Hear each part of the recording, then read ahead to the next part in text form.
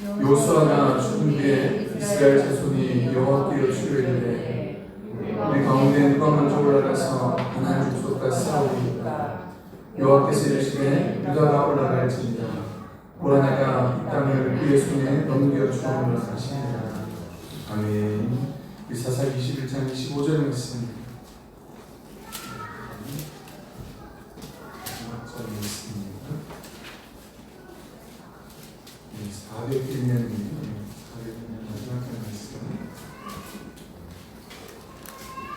함께 읽겠습니다.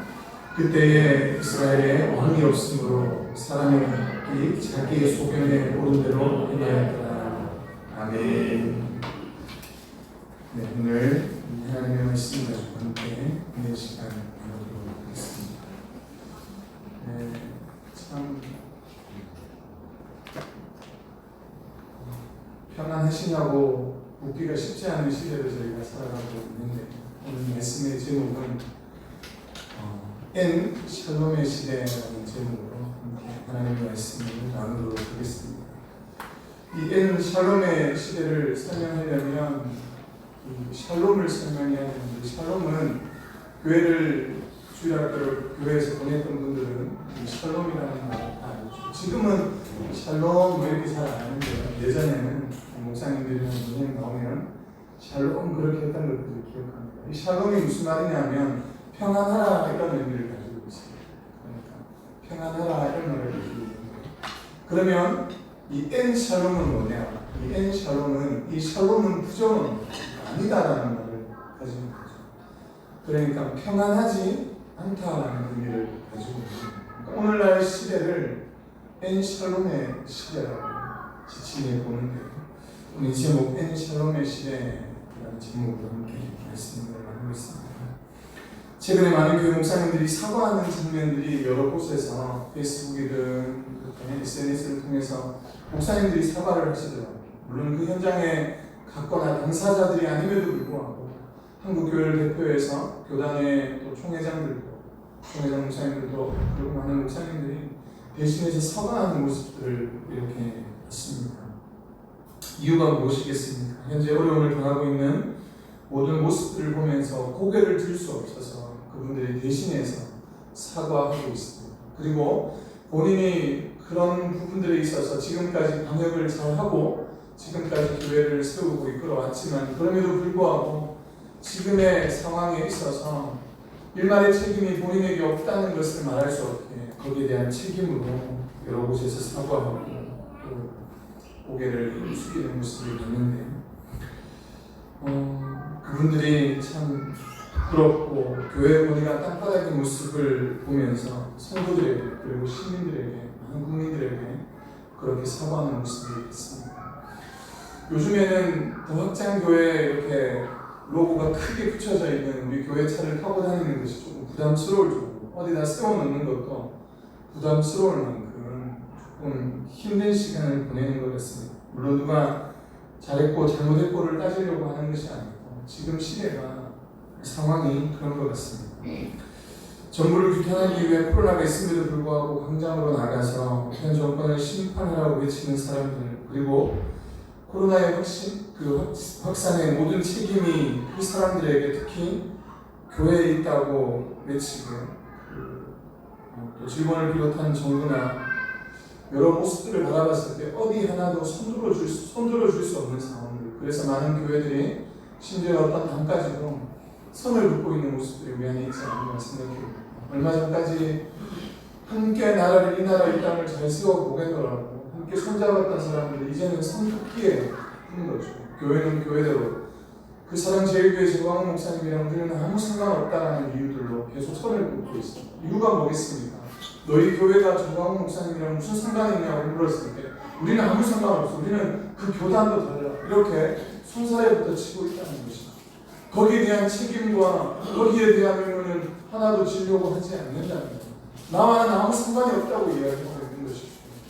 그런데 오늘 이 모습을 바라보면서 보는 예수님은 오늘의 우리의 모습을 바라보면서 과연 뭐라고 말씀하실까? 오늘 동일하게 앞에 서 있는 목사를 바라보면서 과연 뭐라고 말씀하실까? 너에게 책임이 없냐고 물으실 때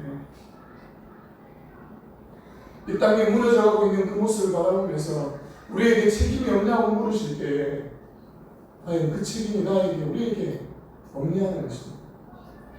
왜 대형교회 많은 목사님들이 머리를 숙여서 많은 국민들에게 성도들에게 사과했겠습니까? 그들이 잘못했기 때문에 지금 이 코로나의 확산이 그들 때문에 진행되었기 때문입니까? 그렇지 않습니다.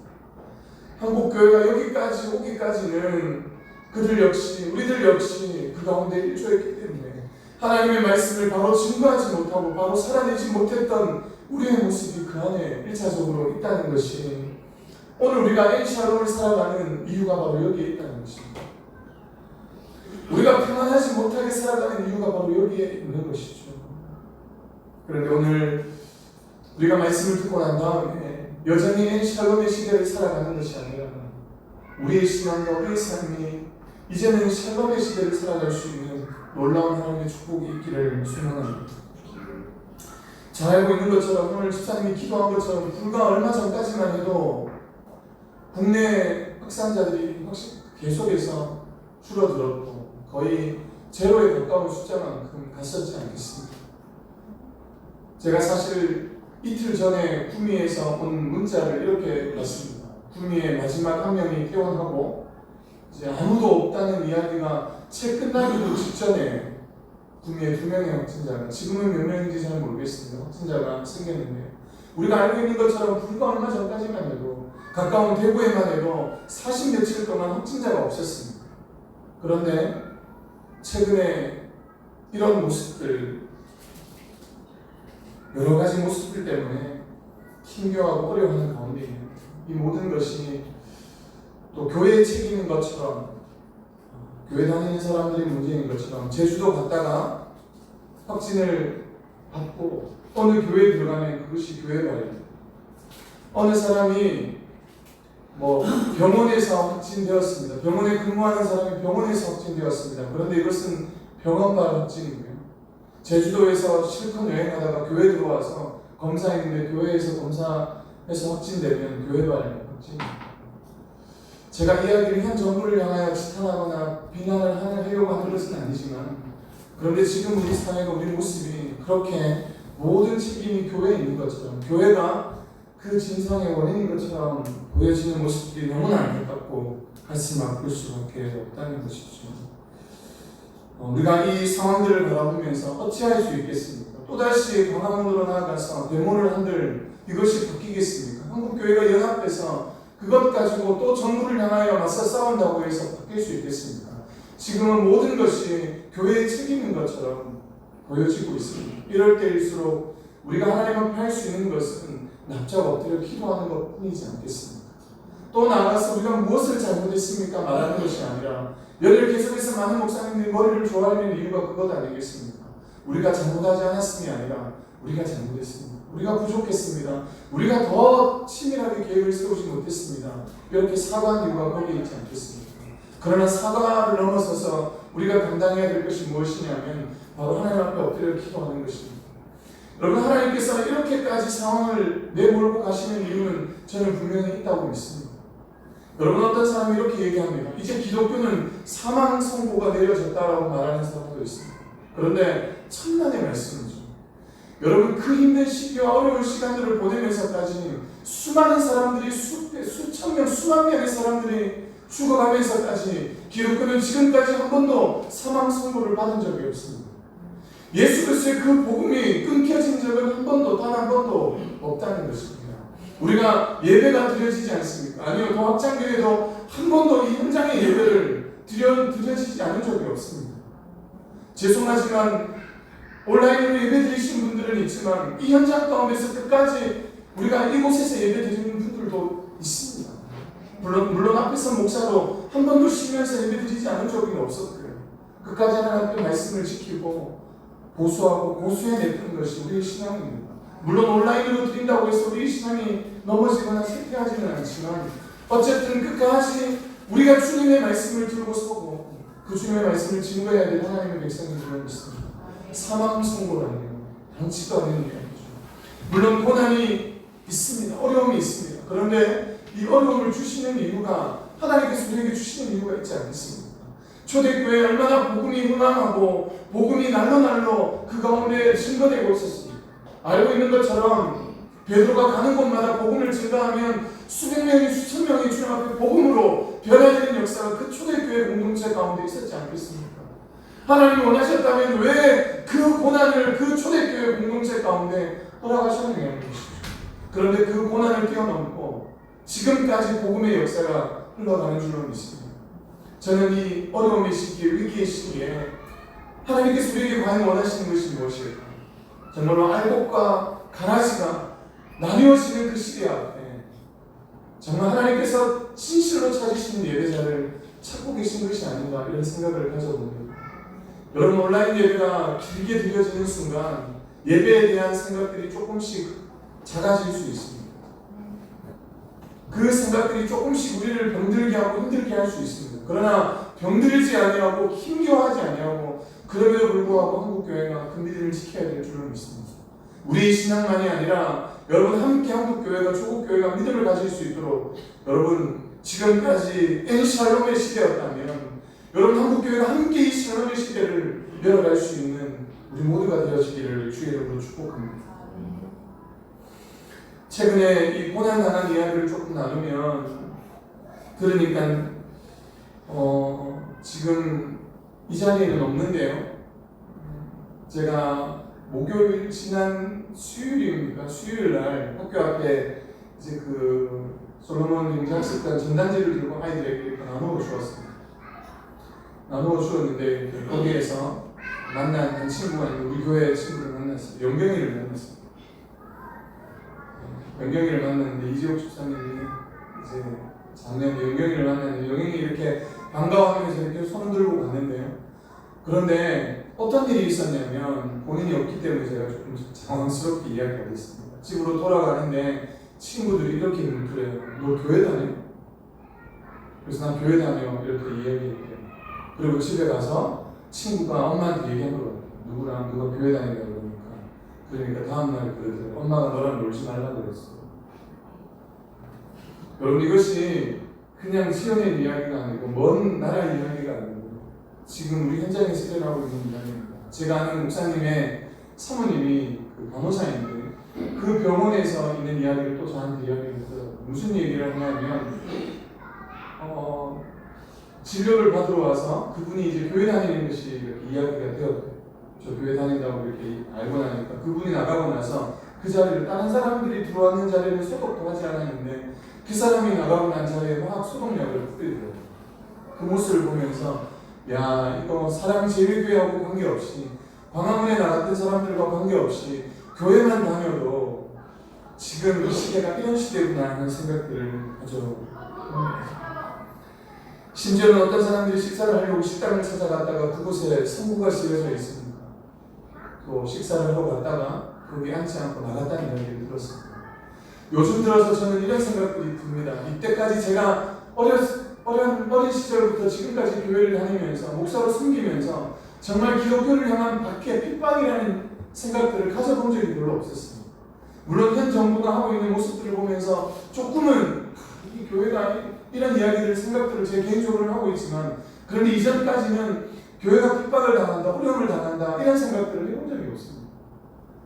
물론 제가 학창시절에 교회를 다니는 것 때문에 부모님한테 욕먹기도 하고 제사 지내는 것 때문에 싸워가기도 하고 이런 시간들을 보냈지만 그것 때문에 제가 핍박을 당한다고 생각해 본 적이 없습니다. 그런데 지금 우리가 살아가는 이 시대, 엔샬롬의 시대, 정말로 핍박을 당하고 어려움을 당하는 시대가 이제 예수 그리스도 때문에 고난을 당하는 시대가 되었습니다. 여러분, 가슴이 답답하고 수많은 목회자들이 목사님들이 이야기할 때마다 우울증에 걸릴 만큼 답답해서 미칠 지경입니다. 분하고 우리가 무엇 때문에 이렇게 어려움을 당하고 있는지 그런 것 때문에 목사님 이야기할 때마다 그냥 붕괴하는 우리 마음속에 있습니다. 무엇 때문에 여기까지 이 모양까지 이 모습까지 왔을까 이런 생각들이 들게 되는 거죠. 그런데 저는 설교를 준비하면서 이것이 우리 상황에 반대로 역전시켜야 되겠구나 하는 생각이 들었습니다. 여러분, 예수 그리스도 때문에 고난당하는 자 그에게 더 큰 상급과 은혜가 임할 줄로 믿습니다. 아멘.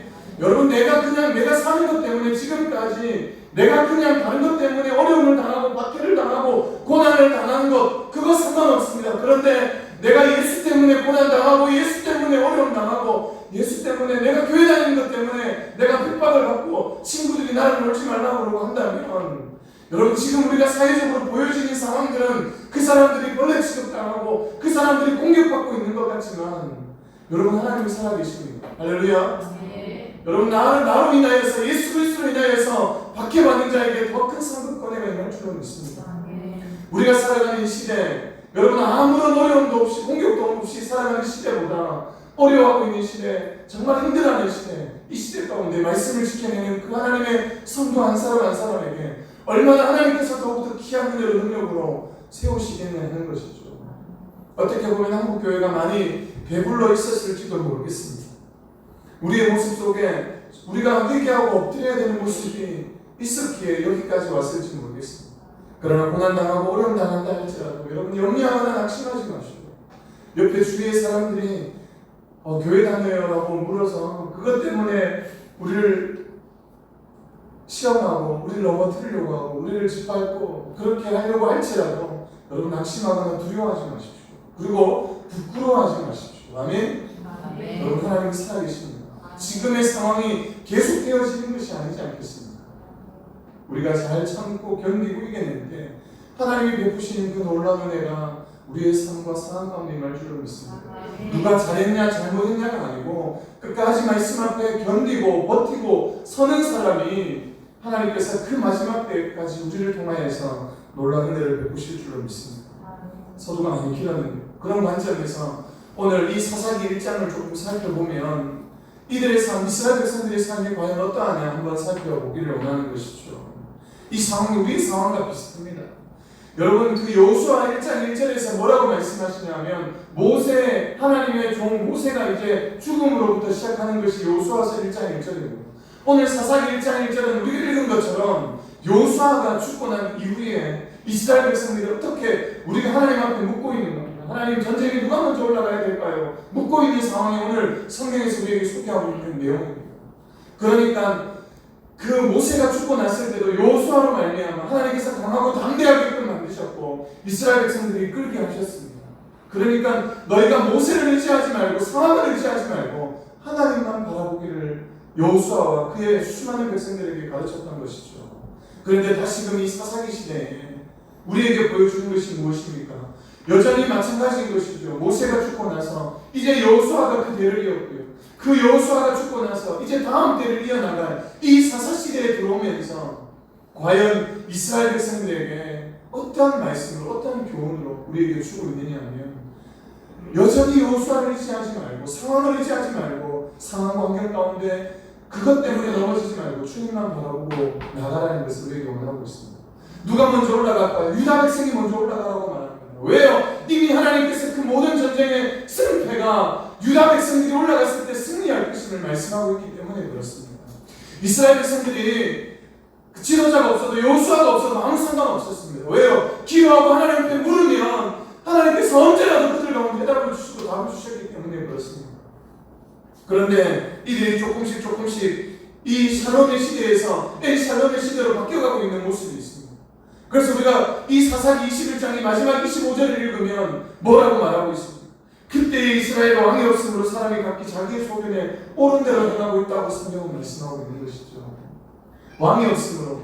여러분 여기서 왕이라는 의미는 이제 사사기를 넘어서서 사무엘상에 가면 이스라엘 백성들이 왕을 달라고 하나님께 요청하는 장면이 나옵니다.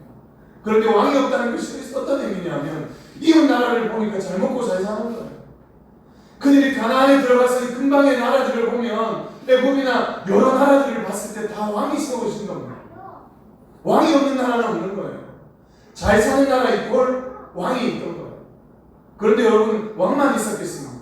그들이 섬기는 우상도 있었죠. 여기에서 포함하고 있지는 않지만 우상도 사실은 왕 플러스 우상입니다. 그들이 부유하고 그들이 잘되고 우리는 그냥 이때까지 믿어왔던 하나님만 믿는데 그들은 그런 게 아니라는 거죠. 여러분 이스라엘 백성들에게 하나님께서 가장 진노하셨던 이유가 하나님을 믿지 않는 것이 아니었습니다. 하나님을 섬기지 않는 것이 아니었습니다. 지금도 여러분 교회의 가장 큰 적은 교회를 다니지 않는 사람들이 아닙니다. 교회를 다니면서 정말 하나님의 말씀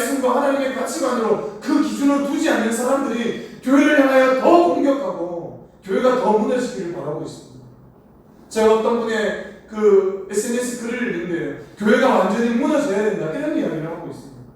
여러분은 무너져야 된다고 말하는 것도 그렇지만 교회가 완전히 무너져야 된대요.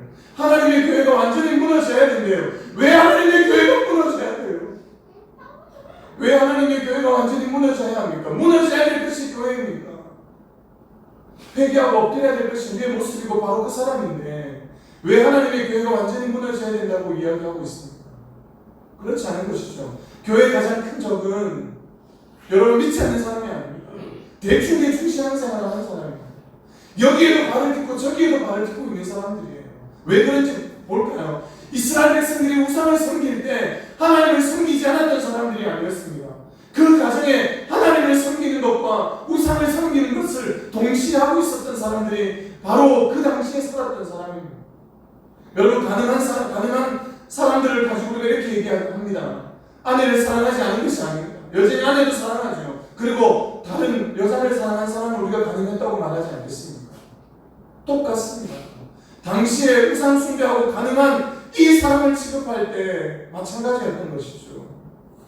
이스라엘 백성들이 보기에 좋아 보였던 것이 왕이 있는 겁니다. 하나님이 우리를 통치하시고 다스리심에도 불구하고 왕이 없어서 이 나라 이 땅이 이렇게 탄압당하고 어려움 당하고 전쟁으로 늘 끊이지 않는다고 생각합니다. 사실은 그것이 아니죠. 하나님의 말씀을 듣고 그 말씀대로 살아가고 준행하며 살아갔다면 그곳에서 전쟁이 끊어졌고 어려움이 끊어졌을 것인데 그렇지 않았던 것이죠. 늘 우상을 숭배하고 여러분 조금만 평안하고 조금만 좋으니까 자기의 소견대로 이것이 맞다는 것처럼 곳곳에서 자기 이야기를 떠벌리고 있으니까 문제가 생긴 것이지 않겠습니까? 오늘 이스라엘 백성들의 모습이 그랬습니다. 어려움을 당하고 고난을 당하는 이유가 바로 거기에 있는 것이죠. 하나님을 찾지 않고 하나님을 온전히 섬기지 않고 우상을 섬기고 우상을 숭배했던 모습, 왕을 찾았던 그들의 모습 때문에 결국은 그 나라 민족이 망할 수밖에 없는, 어려움에 처할 수밖에 없는 그런 상황들을 계속해서 이 사사기의 순환이 그렇게 이루어지는 것 아니겠습니까?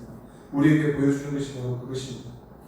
하나님이 늘 그들의 주인이었습니다. 지난주에 말씀드린 것처럼 낮에는 구름 기둥으로 밤에는 구름 기둥으로 인도했던 그 전능하신 하나님께서 그들과 함께 하셨음에도 불구하고 그들은 하나님은 좀처럼 보이지 않는 것이죠. 하나님은 좀처럼 찾지 않으려고 합니다. 주변에 잘 사는 나라들, 커가는 나라들을 바라보면서 하나님을 뒷전이고 그 모습만 바라보고 있는 것이죠. 예수님과 제자들이 오병이의 사역을 기적을 끝마치고 예수님께서 기도하기 위하여서 잠시 시간을 벌어놓고 제자들을 먼저 앞서서 그 강을 건너게 하셨습니다. 그리고 밤 사경에 그 예수님께서 그 제자들에게 가죠. 그러니까 물길을 아무리 저어도 제대로 가지 못했던 제자들이 새벽에 일어나서 보니까 저쪽에서 무리를 걸어오는 한 사람을 보고 유령이라고 놀라서 겁을 먹고 있을 그때 예수님께서 말씀합니다. 내니 두려워 말라 말씀하시면서 베드로에게 말씀하셨죠. 내게로 오라고 이야기했을 때 주님 내게 명하시면 내가 주님께로 가겠습니다. 그렇게 이야기합니다. 결국 그때 예수님께서 오라고 명령하시니까 베드로가 무리를 걸어서 그 강을 건너지 않습니다. 그런데 걸어가다가 잠시 후에 그 물에 다시 빠져가는지를 성경은 이렇게 기록하고 있습니다. 왜요? 옆에 바람이 보이거든요. 옆에 환경이 보이거든요. 이제 현실이 보이거든요. 그러니까 그곳에 빠져들고 말더라는 것입니다. 예수님의 말씀을 믿고 따라갔을 때 놀라운 일을 경험했는데 그런데 주변을 보기 시작하니까 두려움이 생기기 시작하는 것입니다. 바람이 보이기 시작하니까 그곳에 빠져갈 수밖에 없다는 것입니다. 현실적으로 생각해보면 도저히 무리를 걸을 수 없다는 사실을 누구보다도 베드로가 잘 알고 있었기에 베드로는 그 무리에 빠져들 수밖에 없었던 것입니다. 여러분 이스라엘 백성들이 그렇게 수도 없이 하나님의 기적을 경험했음에도 불구하고 오늘 그들이 말하는 것 왕이 없음으로 여러분 상황과 현실을 바라보고 있더라는 거예요. 그들의 욕심으로 그들의 생각으로 모든 것을 판단하고 결정하고 있더라는 것이죠. 하나님이 지금까지 여기까지 인도하신 하나님은 보이지 않는 겁니다. 다른 것만 보이는 거죠. 저 나라 저 잘 사는 민족 저 이방 민족들을 바라볼 때 우리가 이렇게 못 사는 것, 우리가 이렇게 힘들게 사는 것은 하나님 우리가 함께하지 않음이 아니라 왕이 없기 때문이라고 생각하고 있는 것입니다. 그러니까 이들이 이제 자기 마음대로 자기의 속에 녹은 대로 그렇게 마음껏 사는 것이 그들의 모습이지 않겠습니까? 오죽하면 여호수아 24장에 이 여호수아가 마지막 그 죽음을 눈앞에 두고 그가 유언으로 남긴 이야기가 그거지 않겠습니까? 오직 나와 내 집은 여호와만 섬기겠다. 너희는 어떻게 할 거냐? 오늘 이 강가 앞에서 결단하라고, 이 믿음을 선포하라고 그들 가운데 말하는 이유가 여기에 있지 않았겠습니까? 여러분, 오늘 우리 이 시대, 우리가 살아가는 이 시대 어려움을 토로하고 엔샬롬의 시대를 살아가지만 저 여러분들이 정말 이 시대 앞에 하나님의 뜻이 무엇인지 구별해내고 분별해낼 수 있기를 소망합니다. 나와 내 집은 상황이 어떻든 환경이 어떻든 그럼에도 불구하고 주님의 나라를 섬기겠습니다. 주님의 교회를 섬기겠습니다. 온전하게 세워나가겠습니다. 그렇게 고백할 수 있기를 원합니다. 이스라엘 백성들이 이제 조금씩 변해가고 있습니다. 하나씩 병들고 하나씩 어려움을 겪기 시작하니까 결국에는 모든 것을 포기하게 되어지는 그런 엔샬롬의 시대를 살아가는데요. 오늘 저와 여러분들이 이 시대 앞에 정말 무엇이 옳은지 무엇이 하나님의 뜻인지 구별해낼 수 있는 그 은혜가 있기를 원합니다. 제가 서두에도 말씀드렸던 것처럼 정말 우리가 판단하기가 쉽지 않은 것이죠. 오늘 아침에도 제가 어떤 목사님이 쓴 글들을 읽으면서 참 동감이 되고 참 동의를 많이 했다는 글들도 있더라고요. 정말 현 정부가 지금 이 또 방역과 여러 모양 5천만을 이끌어가는데 얼마나 힘이 좋겠습니까? 정부가 일에 나가는 데 있어서 야당은 그냥 덮어놓고 반대하고 또 그 수많은 일들 가운데 어려움이 왜 없겠습니까? 그런데 그런 여러 가지 상황 관계 가운데 우리가 그냥 덮어놓고 현 정부만을 지지하기도 쉽지 않고, 그리고 또 지금의 현 모습을 바라보면서 교회에 대한 핍박이라 그리고 교회를 향한 모습이다라고 이야기하면서 많은 또 근거가 있는지 없는지는 잘 알 수 없지만 많은 찌라시들이 또 이렇게 난무하고 있는 시기입니다. 검사를 더 늘려서, 그리고 그 박원순 시장이 운명했을 때는 많은 사람들이 그 광장에서 2만 명이 넘는 사람들이 그렇게 분양하는 데 있어서는 그들에게는 아무 이야기도 없고 아무 상황도 없는데, 지금 그렇게 광화문, 그러니까 지금 세력을 향한, 정부를 향한 그렇게 목소리를 높일 때 여기에 대한 부분들을 보면서도 과연 무엇이 진실인지 무엇이 진짜인지 참 구분하기가 쉽지 않습니다. 많은 목사님들이 문자를 줄 때마다, 이야기할 때마다 저는 그 목사님들에게 이렇게 얘기합니다. 진짜 사실입니까? 진짜 팩트입니까? 어떤 목사님은 저한테 이렇게 말합니다. 이 목사는 팩트 목사라고. 목사가 적어도 그것이 사실인지 아닌지는 확인해야 되지 않겠습니까? 그런데 사실인지 아닌지 확인할 길이 없습니다. 그래서 제가 이것을 가지고 성도들에게 막 얘기할 수도 없습니다. 어느 것이 사실인지 어느 것이 진실인지 알 수가 없기 때문에. 그러나 이 마지막 시대를 살아가는 우리의 모습이 정말 말씀 앞에 비추어서 어떻게 살아가야 될지 우리가 정말 이 정답을 찾아야 됩니다. 그리고 지금 광화문에 나가서 그 반대 집회를 한 사람들은 거의 외국노 수준으로 지금 막 지탄의 대상이 되고 있는 것이죠. 그런데 우리가 그들을 그렇게 매도해야 될 것입니다. 믿는 믿음의 사람으로서 함께 그것을 그렇게 매도해야 될 것입니다. 또 반대로 현 정부를 향하여서 그렇게 우리가 또 반대의 목소리를 높여야 할 것인가 하는 생각들을 한번 해봅니다. 우리의 목소리를 정확하게 높여야 될 때는 높여야 하지만, 그러나 덮어놓고 반대하는 것이 과연 하나님께서 세우신 그 위정자들을 향한 또 우리의 마음일까 하는 생각들이 들어지는 것이죠. 그래서 예수님의 상황을 잠깐 이야기하겠습니다. 요한복음 8장에 보면 한 여인이 가늠하다가 현장에서 붙잡힌 여인이 있지 않겠습니까? 그 여인이 이제 사람들 앞에 나왔을 때 서기관과 바리새인들이 그 사람을 데리고 예수님께로 나왔습니다. 가늠하다가 현장에 붙잡힌 여인이 어떻게 이 사람을 취급해야 되겠냐고, 어떻게 해야 되겠냐고 그 서기관과 바리새인들이 예수님한테 묻습니다. 예수님 어떻게 해야 될까요? 묻는 것이죠. 그런데 그들에게는 다른 속셈이 있습니다. 알고 계신 것처럼 만약에 이 사람이 모세 율법에 의하면 현장에서 돌로 쳐야 된다고, 현장에서 쳐 죽임을 당해야 되는 것이, 쳐서 죽여도 무관한 것이 모세 율법이었습니다. 그런데 예수님께서 지금까지 많은 곳에서 이적을 행하시고 말씀하신 것이 사랑이라고 말씀하셨고, 그런데 이 예수님의 어떤 사랑과 모세 율법 앞에 대립되는 그 상황입니다. 그러니까 A를 답하든 B를 답하든 어쨌든 걸리게 되어 있는 거죠. A를 답하면 모세 율법이라고 답하면 당신이 말한 사랑은 무엇입니까? 모세 율법이 아니라 사랑이라고 말하면 그러면 모세 율법은 어떻게 됩니까? 그런데 예수님께서 이때 지혜롭게 대처하시지 않겠습니까? 예수님께서 허리를 굽히셔서 땅에다가 뭐라고 쓰십니다. 그리고 일어나서 외치죠. 너희 중에 죄 없는 자가 돌로 치라고 말합니다.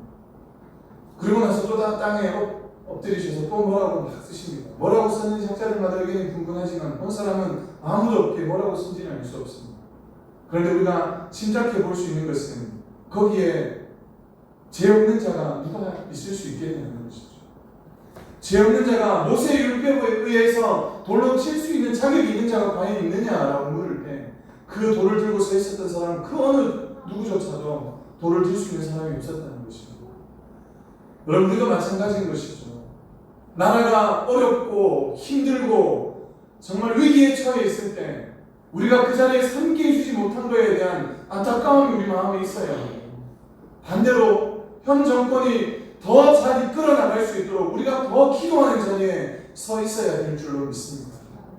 우리의 모습이 과연 어떤 모습이어야 하느냐는 것이죠. 정말로 복음이 뭐냐는 것이죠. 우리가 야당이냐 여당이냐 파랑이냐 빨강이냐가 문제가 아니에요. 정말 우리의 신앙이 어떻게 하나님 이 마지막 시대의 위기의 시대에 샬롬의 시대에 샬롬의 시대를 살아갈 수 있느냐 묻고 있는 것입니다. 한 사람을 소개하고 마칠 가는데 이돈 장로님을 소개하고 마치도록 하겠습니다. 이분은 1998년 WTCA라고 세계 무역 협의회죠. 이 협의회 최연소 이사로 선출되셨던 분이고요. 2002년 10월 최연소 이사회 부의장으로 또 되신 분이시고요. 나중에는 캘리포니아 주립대학교 대학원 교수, 옥스퍼드 대학교의 종신 교수로 채택이 되신 그런 분이십니다.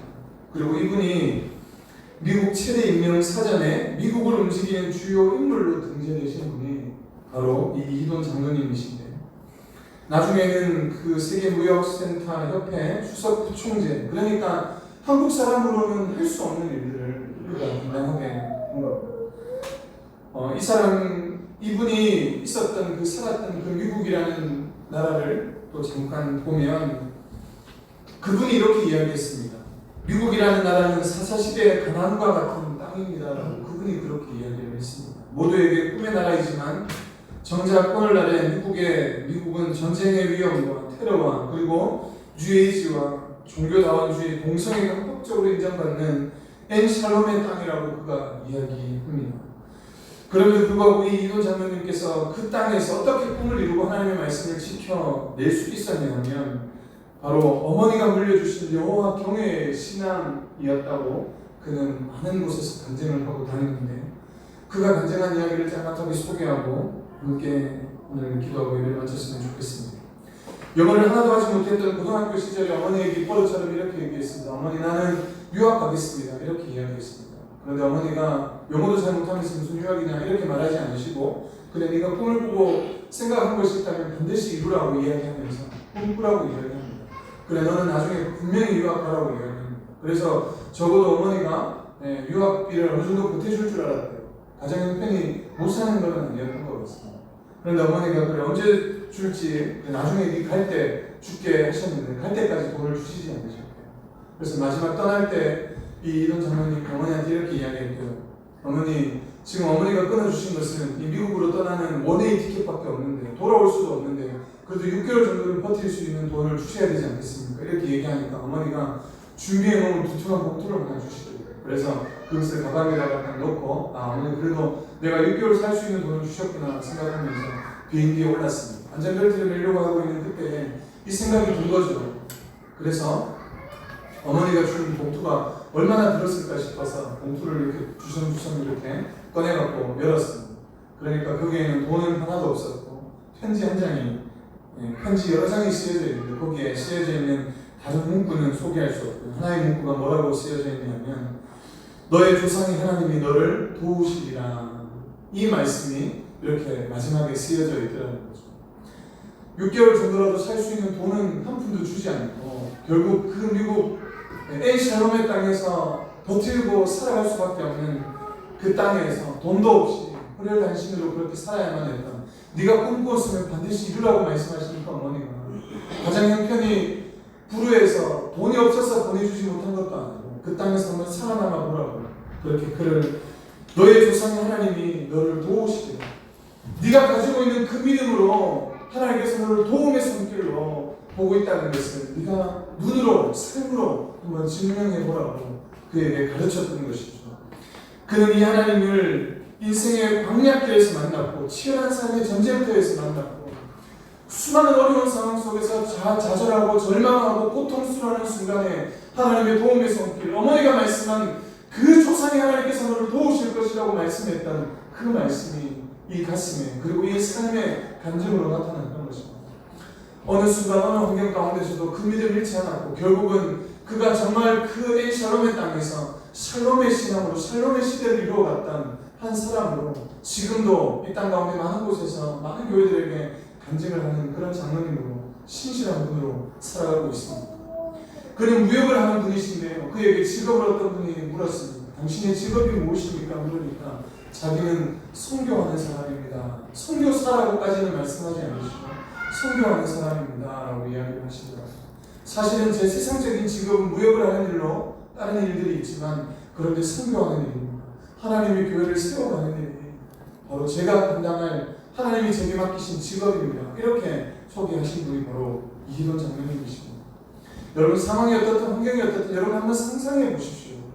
우리가 지금 살아가는 시대, 지금 이 동성애 때문에 많은 교회들이 들고 일어나고 지금 시대가 악하기 때문에 힘들다고 말하며 살고 있지만 이미 미국에서는 그렇게 살아가고 있지 않겠습니까? 그런데 그곳에서도 샬롬의 땅이지만 샬롬의 시대지만 정말로 평안의 시대를 만들었던 사람이 있다는 사실, 우리가 살아가는 이 땅에 우리가 숨쉬고 있는 우리의 가정이, 직장이, 사회가, 우리가 다니는 학교가 샬롬의 시대고 어렵지만 그런데 이곳에서 하나님의 뜻을 가지고 꿈을 꾸고 살아가는 하나님의 사람이 이 마지막 시대에 우리로 하여금 세워지기를 원하시는 줄로 믿습니다. 우리가 다니는 학교가, 우리가 서 있는 직장이, 우리가 서 있는 가정이 더 이상 사망 수고 내려진 땅이 아니라 하나님께서 꿈을 주시고 희망을 주시고 비전을 주신 땅이심을 믿고 저와 여러분들이 사는 곳에서 하나님의 나라를 온전히 세워갔으면 좋겠습니다. 여러분 가정에 들어갈 때마다 그곳에서 참된 안식이 있었으면 좋겠고요. 참된 평안이 있었으면 좋겠습니다. 누군가 여러분을 찾아왔을 때 다른 곳에서는 절망과 고통과 어려움과 굶주림 속에 그 어두움 속에 헤매고 있었을지 모르겠지만 여러분 우리를 찾아왔을 때, 우리 한 사람 한 사람을 찾아왔을 때, 도학장교회를 찾아왔을 때 정말 이 평안의 시대를 열어갈 수 있는, 함께 울어줄 수 있고 함께 기쁨을 나눌 수 있는 그런 샬롬의 시대를 저와 여러분들이 만들어갈 수 있기를 소망합니다. 작은 곳에서 우리가 살아가는 그 상황과 환경 가운데서 만들어갔으면 좋겠습니다. 여전히 상황을 보면 힘들죠. 베드로가 왜 물속에 빠져들었겠습니까? 바람이 풍랑이 불어닥치고 있는데 어떻게 그곳을 걸어갈 수 있겠습니까? 광풍이 부는데요. 상황은 여전히 광풍이 불에도 불구하고 우리가 하나님께만, 예수 그리스도께만 집중하면 우리가 살아가는 그 삶이 샬롬의 시대가 아니고 바로 샬롬의 시대로 여러분 발을 들일 수 있을 줄로 믿습니다. 할렐루야. 여러분 한 주 동안 또 계속해서 메시카는 우리를 꼴가 낼지 모르겠습니다. 쪼아댈지 모르겠습니다. 그러나 두려워하지 말고 겁내지 말고 그 신실한 하나님을 바라보면서 각자의 소견대로 행하지 말고 하나님이 뭐라고 말씀하시는지, 오늘 이 성경이 우리에게 뭐라고 말씀하시는지, 이 시대 앞에 어떻게 살아야 할 것인지 다시 한번 믿음으로 결단하며 나갈 때 우리가 살아가는 이 샬롬의 시대가 바로 우리로 하여금 샬롬의 시대로 열어가게 될 줄을 믿습니다. 그 믿음이 저와 여러분들에게 있기를 주의 이름으로 축원합니다. 기도하겠습니다. 고마우신 하나님 아버지, 오늘도 주님이 우리를 붙잡으셔야 합니다. 오늘도 주님께서 우리를 책임지셔야 합니다. 연약하고 부족한 우리 인생, 오늘 주님 힘주시고 능력 주셔서 하나님 더 이상 하나님 세상이 말하는 샬롬의 시대가 아니라 바로 샬롬의 시대를 열어갈 수 있도록 은혜를 베풀어 주시고, 내가 성부부터 시작해서 우리의 영역부터 시작해서 조금씩 하나님 그 샬롬의 시대를 열어갈 수 있도록, 샬롬의 장소를 열어갈 수 있도록 주님 은혜를 베풀어 주시고, 상황이 어떻든 환경이 어떻든 하나님 우리에게 주어진 모든 상황 환경 가운데 주님을 찬양하고 고백할 수 있도록 은혜를 베풀어 주시고 주님만 바라고 신뢰할 수 있도록 축복하여 주시옵소서. 그러나 원하는 것은 하나님 상황이 속히 열리기를 소망합니다. 나라가 정상화되기를 소망합니다. 대한민국뿐만 아니라 전 세계가 하나님 다시금 정상화되기를 소망합니다. 수많은 교회가 먼저 엎드리기도 오시고 하나님 회개하고 기도하며 나갈 때에, 이 나라의 땅을 향하여 기도할 때에 하나님 양극화되었던 그 분쟁들이 다시금 하나님 회복될 줄로 믿습니다. 주의 하나님의 긍휼을 베풀어 주시고 은혜를 베풀어 주셔서 복음의 능력이 계속해서 이어져 나갈 수 있도록 주님 우리를 사용하여 주시고 우리를 긍휼히 여겨 주시옵소서.